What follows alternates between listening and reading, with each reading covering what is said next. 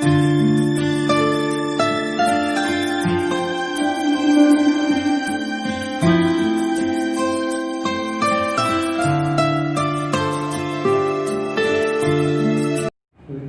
Afternoon વિદ્યાર્થી મિત્રો, આજે આપણે ધોરણ 8 વિષય ગણિત પ્રકરણ 13 સમપ્રમાણ અને વ્યસ્ત પ્રમાણ આપણે આગળના પીરિયડની અંદર સમપ્રમાણ અને વ્યસ્ત પ્રમાણ ગુણોત્તર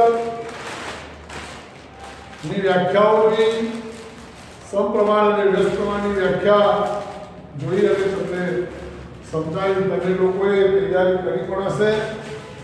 આજે આપણે સમપ્રમાણ અને વ્યસ્ત પ્રમાણ વિશે દાખલાઓની ગણતરી આગળ ચાલીશું. અહીં દાખલા નંબર 3 જે છે એનો આપણે પ્રશ્ન 2 ની અંદર જોઈ ગયા. એમાં લાલ રંગના પદાર્થના એક ભાગ માટે 75 મૂળ મિશ્રણ જોઈએ તો 1800 મિલી મૂળ મિશ્રણમાં કેટલા ભાગનો લાલ રંગ.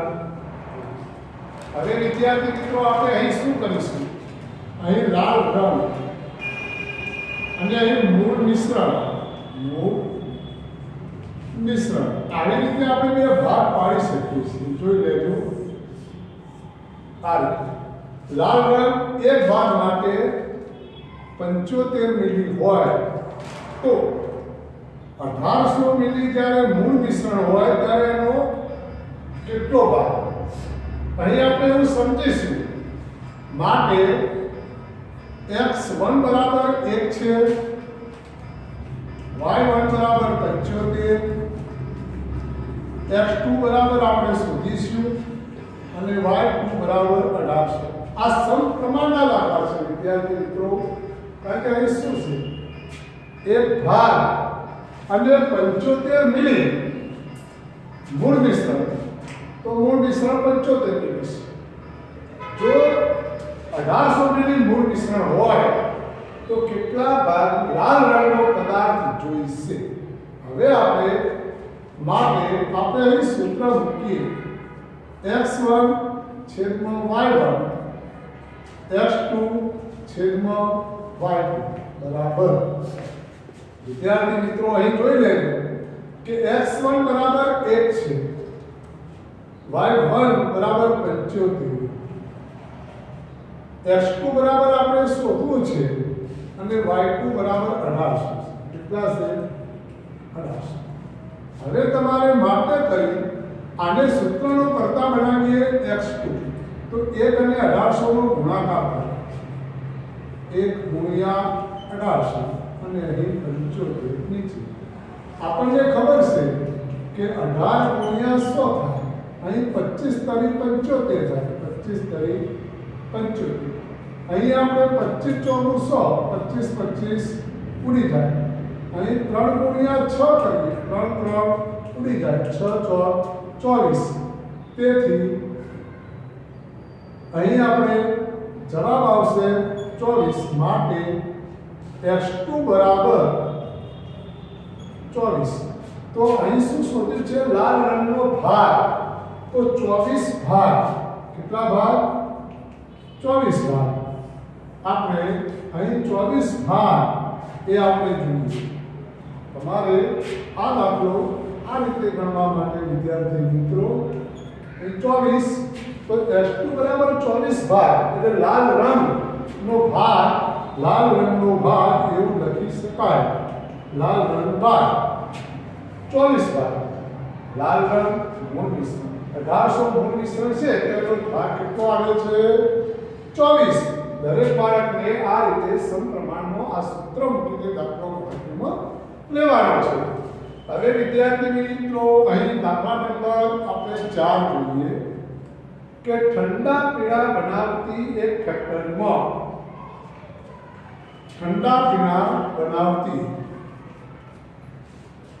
ફેક્ટરીમાં એક યંત્ર 6 કલાક 840 બોટલ ભરે છે. તો આ યંત્ર 5 કલાકમાં કેટલી બોટલ બોટલ ભરશે.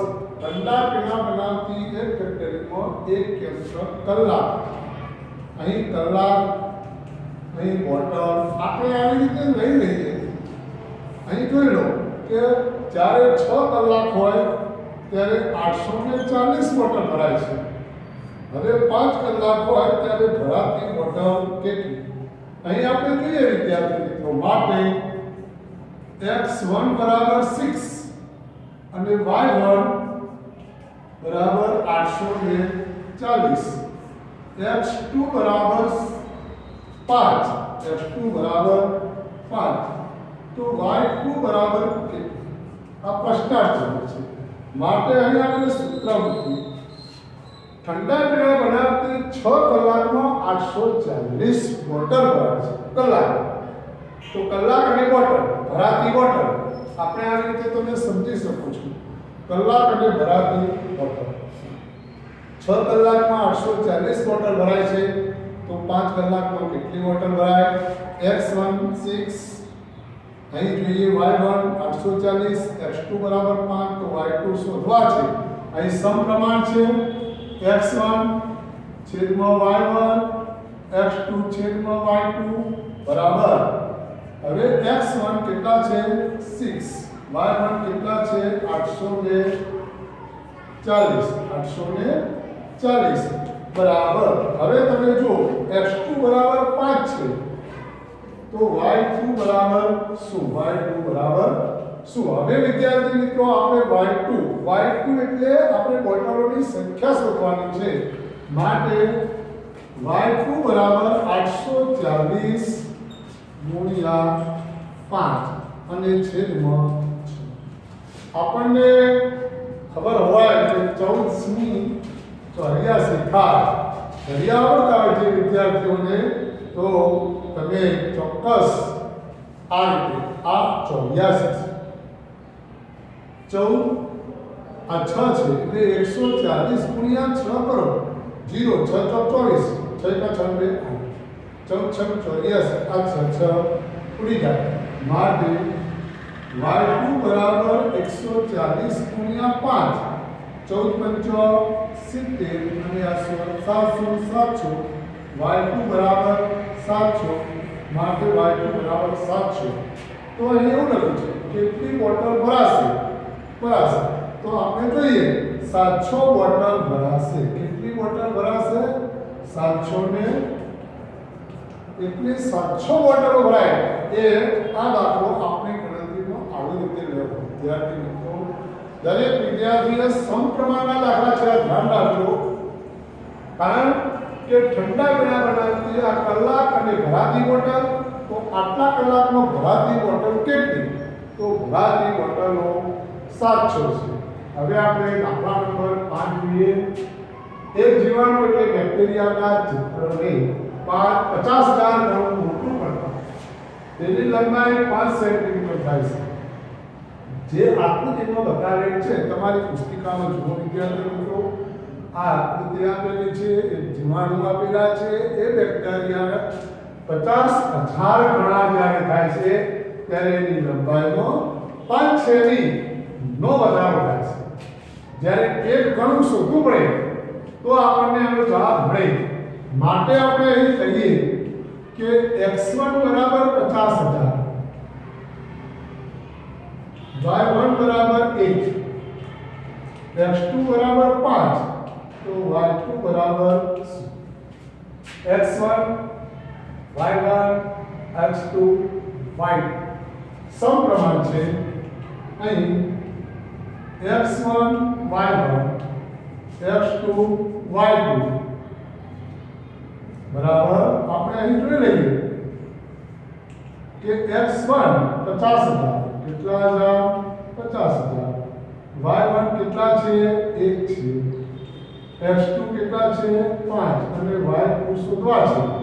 માટે y2 બરાબર આ બંનેનો ગુણાકાર 1 ગુણ્યા 5, અહીં 50,000.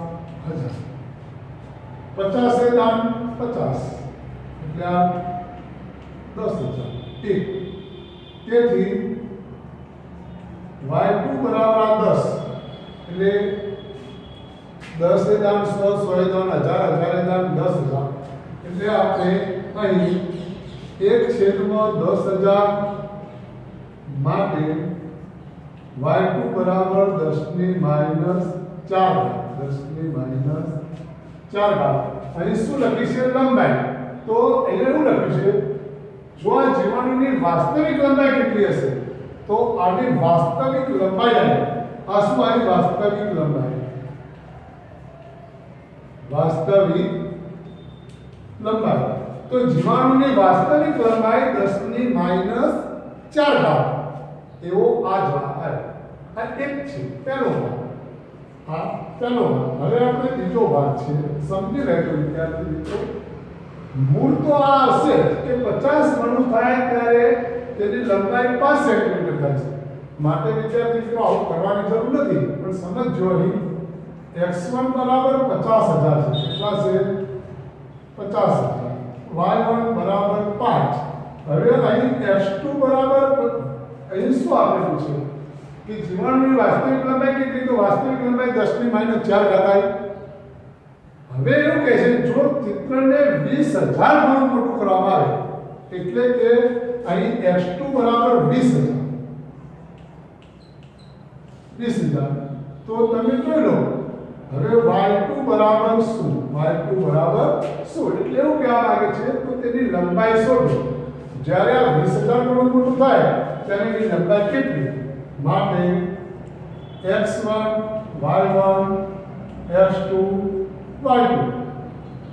x1 50,000 છે. કેટલા છે? 50,000.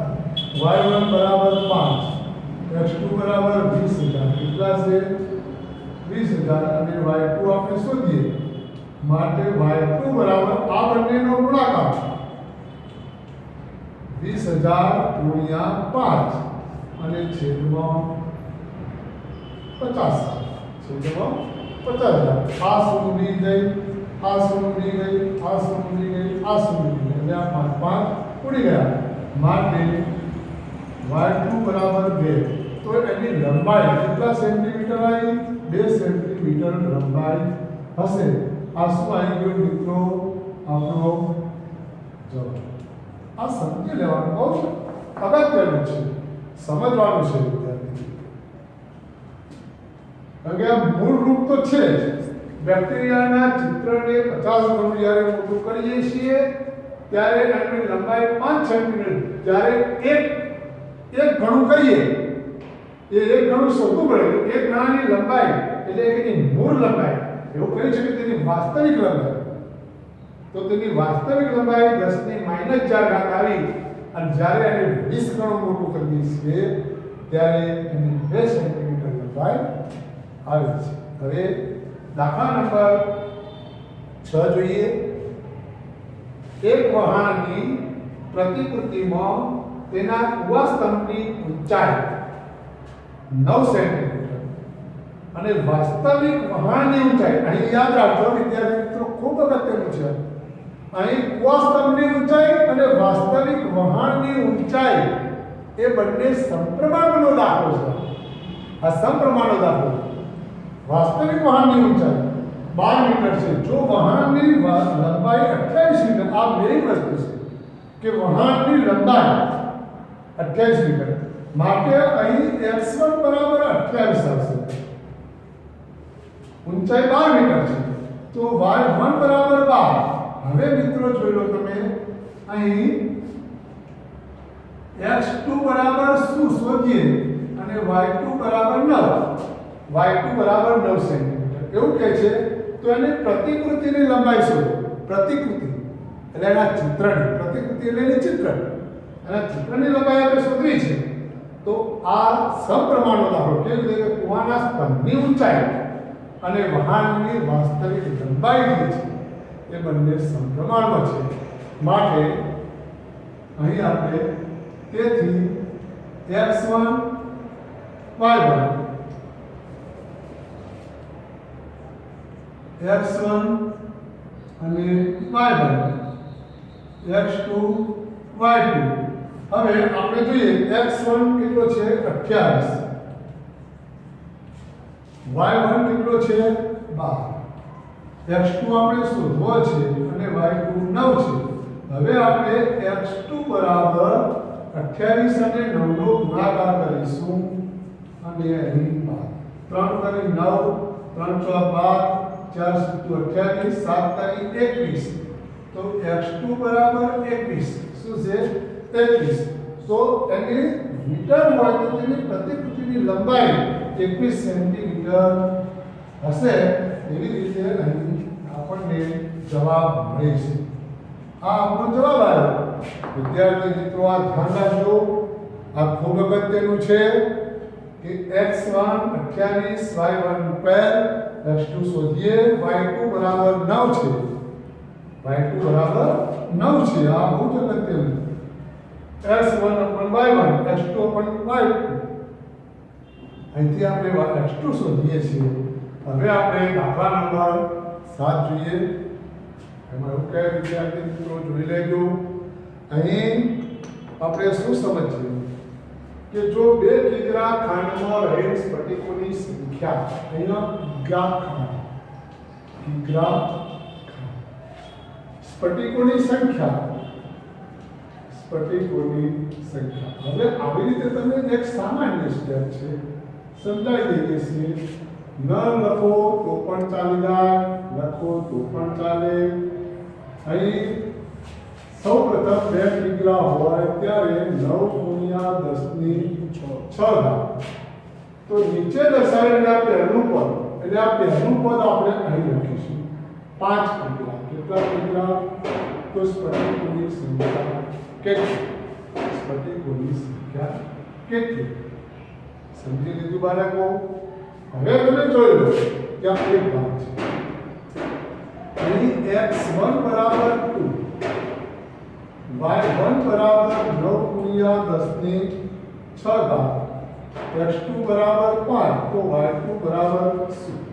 હવે આપણે જોઈ લઈએ માટે x1 y1, x2 y2. અહીં આપણે જોઈએ x1 કેટલા છે? 2 અને y1 9 × 10⁶ બરાબર આ 5, તો y2 બરાબર શું? y2 બરાબર 9 × 10⁶ × 5. હવે જો તમને છેદ ઉડાડતા આવડતા હોય તો અહીં આ જે પદ છે આ બંનેનો ગુણાકાર થયો, આ 2 છે. હવે શું કરશો કે અહીં આ ભાગ ઉડાડીએ, 2 × 5, આ 10⁶ છે. હવે આપણે 10⁵ કરી દઈએ. જોઈ લેજો, ધ્યાન રાખજો. અહીં એક 10 કરી અને 10⁵ ગુણ્યા અહીં 2 × 9 × 45 થાય, 9 × 45, 2 × 10, 9 × 45 અને 45 ગુણ્યા 5, 25, 5 × 22 બરાબર 225 ગુણ્યા 10⁵. હવે આ 2.25 કરો તમે, એટલે 5 ને 6 એવી રીતે ગણતરીમાં ડાયરેક્ટ જ્યારે ગણતરી કરતા હોય બાળકો ત્યારે તમે શું કરશો અને કેવી રીતે ગણતરી કરશો એ જોવાનું છે. કે જ્યારે તમે આવી રીતે કરો ત્યારે હંમેશા 10ની ઘાતને જ્યારે તમે લો ત્યારે 10ની ઘાતને કરી શકીએ છીએ આપણે. કેવી રીતે કરીએ કે આ 5 ઘાત તો છે, 1 ને 2 એટલે ગુણ્યા 10⁵. આને આપણે પ્રમાણિત સ્વરૂપમાં કરીએ. સમજ્યું? પ્રમાણિત સ્વરૂપ એટલે આપણો જવાબ 2 × 25 ગુણ્યા 10⁵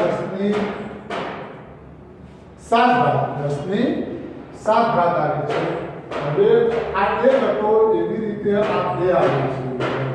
ધ્યાન રાખજો. અહીં કિગ્રા ખાંડ છે એટલે x1 બરાબર 2 અને y1 બરાબર 9 × 10⁶, x2 બરાબર 1.2, તો y2 બરાબર શું? y2 બરાબર શું? હવે આપણે આના જેવું કરતા નથી, તમને સમજાવી દીધું છે. x1 y1 x2 y2 x1 કેટલા છે 2 છે y1 1.2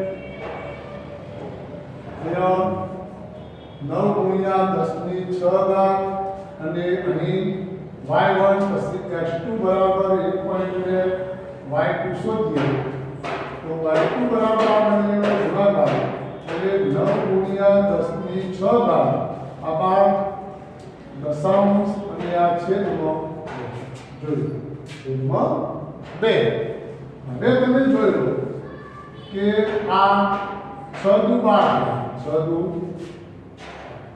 આ 10 ની 6 ઘાત છે અને આ એક ઘાત ઉડી જાય એટલે y2 બરાબર આ 954 ગુણ્યા 10 ની 6 ઘાત જ રહેશે 5 ઘાત રહેશે કેટલી ઘાત રહેશે 5 ઘાત બરાબર આ પોઈન્ટમાં આપણે ફેરવીએ y2 બરાબર 5.4 ગુણ્યા 10 ની 6 ઘાત 10 ની 6 ઘાત તો આ y 10 ની 6 ઘાત કેમ થઈ ગઈ આને પ્રમાણિત સ્વરૂપમાં ફેરવીએ એટલે આપણે પ્રમાણિત સ્વરૂપમાં જ્યારે ફેરવીએ ત્યારે આપણે આ 54 જે છે 54 એને 5.4 કર્યા આ 6 દુ 12 ઉડાડ્યા 9 × 54 થયા આ 10 ની 6 ઘાત માંથી આ એક ઘાત બાદ થઈ ગઈ બાળકો આ સમજજો ખાસ કારણ કે આપણે અગાઉ ભણી ચૂક્યા છીએ કે આધાર સરખા હોય ને ભાગાકાર હોય ત્યારે ઘાતોની ભાગાકાર થાય એટલે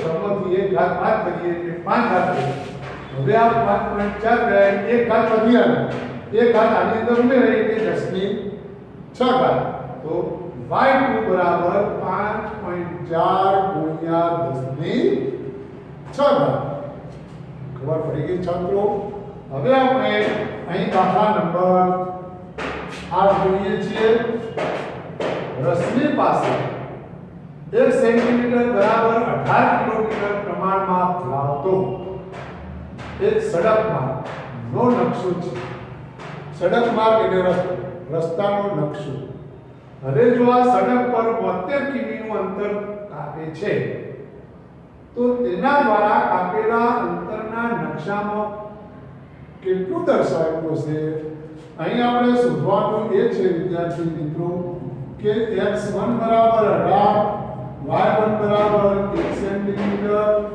x2 બરાબર 72 અને y2 બરાબર શું કારણ કે નકશામાં દર્શાવેલું અંતર શોધવાનું છે શું શોધવાનું છે નકશામાં દર્શાવેલું અંતર જે નકશો જે છે એટલે કે સડકમાં એટલે રસ્તો અહીં રસ્તી પાસે સેન્ટીમીટર બરાબર 18 કિમી પ્રમાણમાં ધરાવતો એક સડક માર્ગનો નકશો છે નકશો છે આ સપ્રમાણ છે અને કિલોમીટર કાપેલું અંતર અને નકશામાં દર્શાવેલું અંતરમાં શોધવાનું છે આ કાપેલું કિલોમીટર 18 કિલોમીટર તેનું 1 સેન્ટીમીટર છે એનો નકશામાં હવે એને 72 કિલોમીટર અંતર કાપ્યું હોય એટલે એનો સપ્રમાણ થાય છે એટલે અહીં જોઈશું આપણે માટે x1 y1 x2 y2 હવે x1 બરાબર કેટલા છે 18 y1 બરાબર 1 છે x2 બરાબર 72 છે